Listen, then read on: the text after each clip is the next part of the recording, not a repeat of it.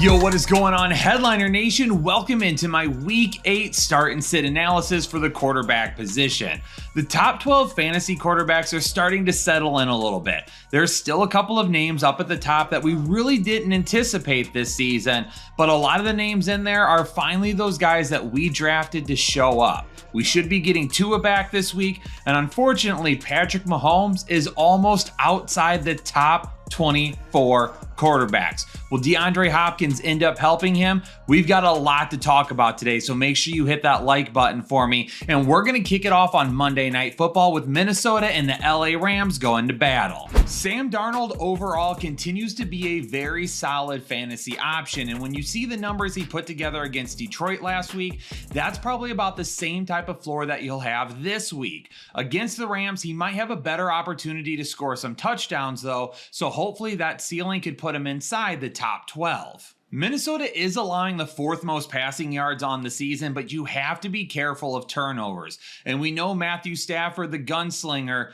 well, he's going to throw a couple of balls out there this week that definitely could end up getting picked off. If he has Cooper Kupp with him, he's definitely going to be a low risk option for me this week. If he doesn't have Cooper Kupp, he ends up bouncing back to a medium risk, and we'll hope that he can make up the difference with the rest of his receivers. We finally saw some of Jalen Hurts' upside last week, and now he gets a really favorable matchup that will allow him to potentially reach that ceiling once again. Cincinnati is currently allowing the 7th most fantasy points per game to quarterbacks, and they're allowing the 5th most passing touchdowns. This is a great matchup for Jalen Hurts, and now that all of his weapons are healthy, with the exception of Dallas Goedert, he should definitely find that upside once again through the passing game and potentially add another rushing touchdown as well. The Philadelphia defense feels like it's getting better each and every week, which makes a lot of sense. They had some young guys that are probably starting to come into their own a little bit, but Joe Burrow is putting together an MVP-like season right now. If Cincinnati had a better record, he would absolutely be in that conversation. So for me, when I take a look at all the quarterbacks available this week, which is everybody because there's no buys,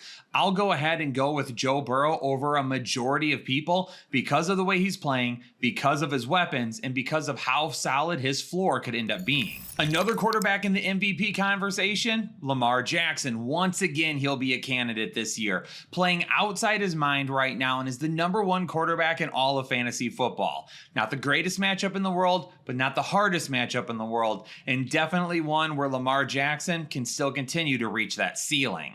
Even though I got him listed as a medium risk because, well, we know Jameis Winston definitely is good for a couple of turnovers, he's still going to be my Manscaped must-start quarterback of the week. If you're looking to get somebody into your lineup because you've been having issues at the quarterback position, he's going to turn the ball over. But going up against this Baltimore secondary, he absolutely could ball out and throw for a lot of yards and have a couple of touchdowns to go with it. And speaking of balling out, if you need any help with that, Manscaped is definitely the way to go. Head on over to manscaped.com and take a look at all of the awesome tools they have in their store right now. And when you get ready to check out, use code word Headliners20. You're going to get 20% off your entire order and free shipping. So hey, Jameis Winston may make you sweat a little bit this week, but by the end of the day, he could have some absolutely huge fantasy numbers to go with it. I mean, on the surface, Detroit's defense is allowing the 10th most passing yards on the season. However, they've only allowed 5 passing touchdowns, and they have 8 interceptions. If you were thinking of starting Mason Rudolph, I need to seriously consider just where you're at right now in your head. We're going to need to have a little bit of a conversation, and we need to get you on the right page. Now, up until last week, Tennessee's defense was great in the secondary. Every team was having issues passing against them. But then Josh Allen said, hold my beer, and he decided to have a really solid game through the air. Keon Coleman had over 100 yards. Amari Cooper scored a touchdown. And this Bills offense kind of exposed this Tennessee defense that had been so solid to begin the year. Jared Goff will be without Jameson Williams this week, and that's not great for the Lions offense, but they're going to be at home, and this offense is firing on all cylinders. Maybe Jared Goff doesn't have the type of upside we've seen the last couple of weeks, but he should still be really solid and safe through the air. By the way, in the comments down below, we've talked about a couple of MVP candidates already, so who's your vote for? Hashtag Lamar if you think he's the NFL's MVP right now, and hashtag Jared if you think he's the NFL MVP. And if you don't think either of them are MVPs, then let me know who you do think it is. Miami's defense is currently allowing the fewest fantasy points per game to the quarterback position. And on top of that, they're the only defense that have yet to allow 1,000 passing yards on the season. Kyler Murray as a passer right now just doesn't look great, and the passing game overall for Arizona doesn't seem to be in sync, and because of that, it leaves some room open for a potential tough matchup this week where his ceiling is not nearly as high as it needs to be. Now, if Tua does end up returning this week, he's got a solid matchup as well, and I absolutely have to think that if Tua plays this week, they open up the playbook and they try to go make a statement with Tua having a really big day along with both of his wide receivers. If you've been waiting for Tua to come back, I'm absolutely going to put him in the lineup unless you've got a guy outside of him that you think has top 5 potential this week. Over the next couple of weeks, we're going to see Aaron Rodgers' ceiling start to climb a little bit. Now, he's not the Aaron Rodgers of old, and he's got to limit the turnovers. But if he can do that with Davante Adams in town now, he definitely can find himself inside the top 12 quarterbacks on a more consistent basis. And New England got torched for quite a few passing yards last week going up against Jacksonville. So if this team's got their stuff together this week, if Davante Adams is feeling a whole lot better in the scheme and they go out and they throw the ball quite a bit, they could also put up quite a few yards. Now, Drake May this week is high risk, but I've got to give him love for what he's done already in his first 2 starts. He has over 500 passing yards, 5 touchdowns, and only 2 interceptions in his first 2 career starts. He looks like the guy. This Jets defense is going to be a whole lot tougher than what he's faced so far, so we may not see that type of ceiling this week, but this will be a really good challenge to find out exactly where Drake May is in terms of his development.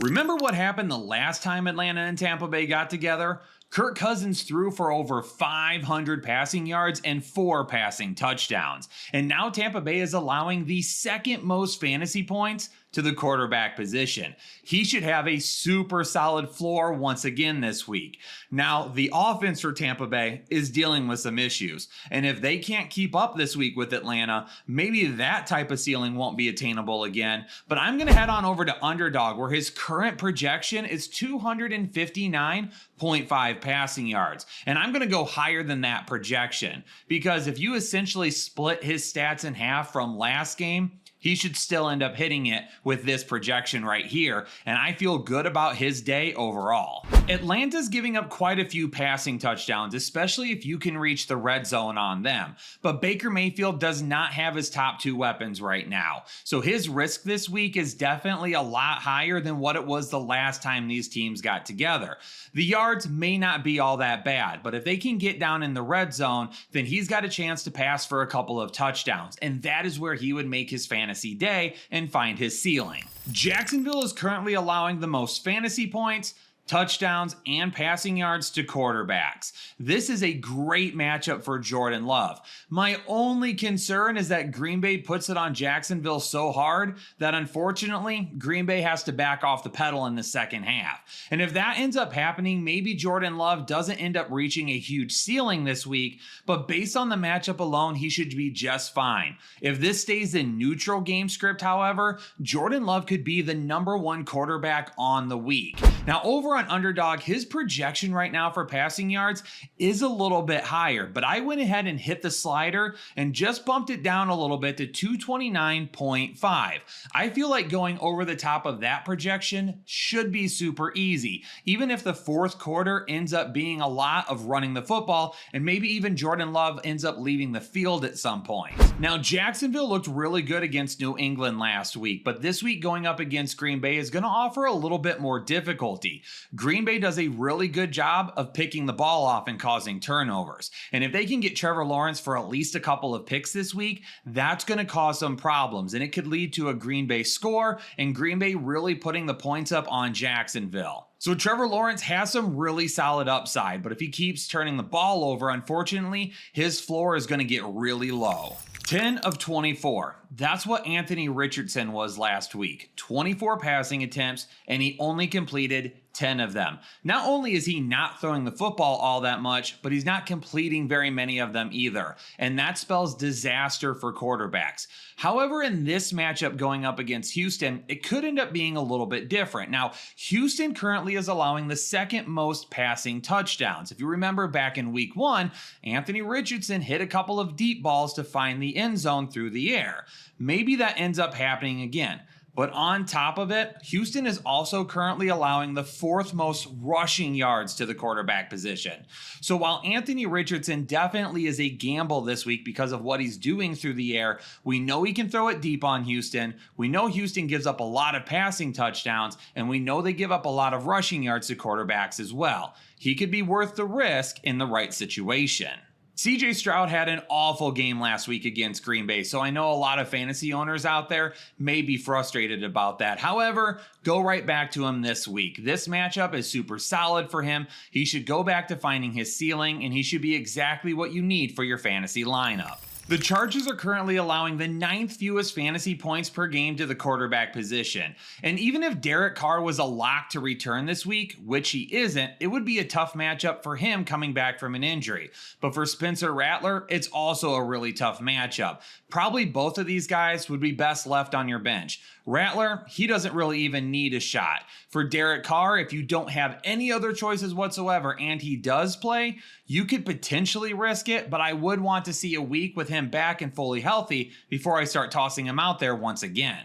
Justin Herbert still hasn't shown us a whole lot of upside this season, and the New Orleans Saints do allow quite a few passing yards, so this could be an opportunity for him to kind of get going through the air, but they don't allow a whole lot of teams to score through the air, so his upside really isn't there right now, and his floor isn't nearly good enough that I think we need to risk it with him over some other guys, let's say like a Jameis Winston. There were some concerning trends with Josh Allen not looking real comfortable through the air and not having a lot of consistency with his wide receivers. But now that he's added Amari Cooper, things could be a whole lot different. Amari Cooper can play against those cornerback ones. Keon Coleman can go against those cornerback twos. You've got Khalil Shakir, Dalton Kincaid working out of the slot, and of course James Cook and Ray Davis in the backfield. Amari Cooper is a game changer for this offense, and hopefully it will allow Josh Allen to unlock some of that upside once again. The Bills don't allow a whole lot of fantasy points to the quarterback position, but the one thing we do know is that Geno Smith has one of the best floors in all of fantasy football for quarterbacks. They just throw the ball so much. Missing DK Metcalf does absolutely hurt. That's going to bring his ceiling down a little bit. This is a tougher matchup. That's going to bring his ceiling down a little bit. Throwing the ball 40 times a game definitely gives him a decent floor, even in a tougher matchup. So Andy Dalton was already going to be a high risk for me. This Denver defense is no joke, and there was no way that I was going to risk it with him this week. But then come to find out, he's actually missing practice right now because he was in a car accident. I don't know how that looks for the rest of the week, and if Andy Dalton is even going to be able to start. We'll keep an eye on that. But whether it's Andy Dalton or Bryce Young, I'm not playing either of them. Bo Nix's rushing ability has been helping prop him up to give him a decent floor to allow him at least in the conversation of fantasy starters. However, this is the matchup where things could end up getting juicy and where we really need to find out how much of a ceiling that Bo Nix has. He hasn't been great passing the ball this season. A lot of his yards have come in the second half, and a lot of his production has come in the second half when it's been kind of a garbage time situation. And I'm going to go ahead and head on over to Underdog, where his current projection is only 209.5 passing yards. I absolutely believe that he's going to go over that with as many times as they try to throw the football in Denver. Maybe he won't be super efficient like he's had troubles with so far this season, but the volume alone and the potential against a really bad defense leaves him in a good spot. Patrick Mahomes presents a serious problem for fantasy owners right now. He is only quarterback 22. He's barely fantasy viable. And in fact, a lot of you right now are having to roll with him regardless, and he's absolutely killing your weeks. Last week, he had a rushing touchdown, but he had no passing touchdowns and he threw 2 interceptions. Now, he has some reinforcements on the way with DeAndre Hopkins, which would be great. And hopefully that helps him get back to some top 12 potential. But really, until then, unless you feel really, really good about a matchup, you may want to look for a quarterback that has a little bit more upside. Nope. Not doing it. You want to start Gardner Minshew? Absolutely. Feel more than welcome to. I would rather go play in traffic. Man, I don't think that there's anybody out there that would argue against the fact that Caleb Williams versus Jayden Daniels would have been must-watch football this week. But unfortunately, that rib injury is going to keep that from happening, it looks like. He still hasn't practiced yet as of this week, but maybe that ends up changing. We'll come back and talk about it if he does practice and if he does suit up. But for Caleb Williams, I like him in this matchup. He's looked really good as of recent. They're coming out of the bye, so they had extra time to prepare. The Washington defense has slowly gotten better as the season has gone on, but there's still some opportunities for some big upside here. Now, Chicago's allowing the second fewest fantasy points to the quarterback position. Jayden Daniels has absolutely sliced up some pretty big defenses this year. So I wouldn't have any doubt that if he played this week and we knew that he was healthy, that he wouldn't still have a pretty decent game. Marcus Mariota, on the other hand, is not Jayden Daniels and not somebody that I would be screwing with. You really got to hope that the week off did good for this Dallas offense because they get a San Francisco defense now on the road that did a pretty decent job of shutting down Patrick Mahomes in that pass game last week. I don't know what else to say about Dallas. They feel outdated right now. Dak to CD, that's a great connection, but they don't target Jake Ferguson enough. The run game really isn't all that great. Rico Dowdle has showed glimpses this season, but Mike McCarthy's not the guy. And unfortunately, until Dallas does something about that and maybe spends a little bit of money on their offense, I don't think that this is going to get a whole lot better. Brock Purdy's ceiling this week really kind of relies around Deebo Samuel. If Deebo Samuel doesn't end up playing and they're going to be missing Brandon Ayuk, then you've got Juwan Jennings and you've got George Kittle. Now, you could run the ball pretty effectively with Jordan Mason, and that would be great for a win, but it may not be the upside that you would need from Brock Purdy if he's in your fantasy lineup. Floor, not that bad. Upside, probably not a top 10 quarterback. I'll make this one short and sweet. Daniel Jones got benched last game. Do you really want to play him going up against a defense that allows the 4th fewest fantasy points to the quarterback position? Me neither. Now, Russell Wilson, I think we do need to give it another week. That first half looked real rusty for him, and then in the second half, things start to get a little bit better. That Jets defense is not that easy, and he threw for over 260 yards, 2 touchdowns, and didn't throw any interceptions. He definitely could be the guy to help unlock this lineup the rest of the way through. However, I kind of want to see it again for another week before I start getting too excited about it. Yo, Headliner Nation, that is going to conclude all the start and sit videos for week 8 of the regular season. The next time I see you, we'll be live sometime during the day on Friday to talk a little bit about what's going to happen with our rankings, some updates that we've had, and what the rest of the weekend will end up looking like. Make sure you keep an eye out for the notifications for Jake's rankings videos and for Dr. Ethan Turner's medical updates. But I'll catch you all on the next episode of the Fantasy Headliners.